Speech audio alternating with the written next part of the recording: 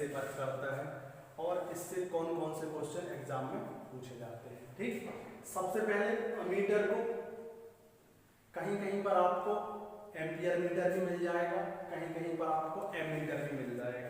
ठीक, तो आपको कंफ्यूज नहीं होना है, अमीटर, एमीटर, एम्पियर मीटर सब एक ही है। ठीक है, दूसरा जो अमीटर का सिंबल है वो क्या है, कैपिटल ए है।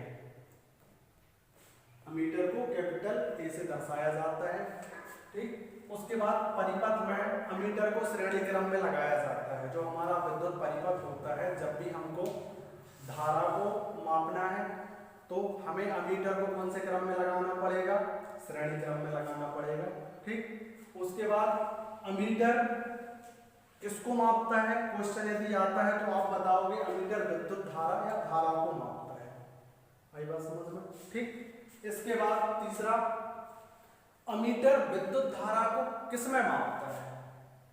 ठीक, कुल मिला के वो ये पूछना चाह रहे हैं कि विद्युत धारा की जो यूनिट है वो क्या है। तो आप बताओगे कि जो अमीटर है वह विद्युत धारा को एम्पियर में मापता है। किसमें मापता है, एम्पियर में मापता है।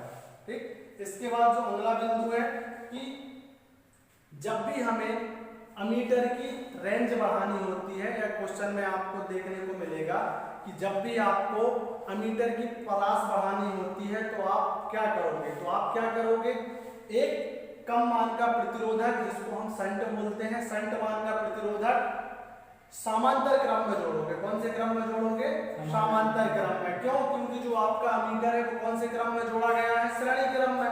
तो आप जो शंट मान का प्रतिरोधक है उसको जोड़ोगे आप समांतर क्रम में। ऐसे आप इसको याद रख सकते हैं।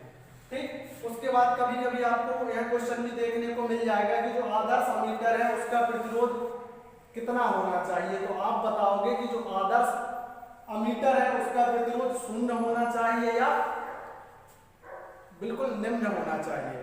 ठीक, लेकिन आदर्श की यदि बात करें तो आप 0 बताओगे, और एक अच्छे अमीटर के बारे में पूछे तो आप बताओगे निम्न होना चाहिए, बहुत कम से कम होना चाहिए।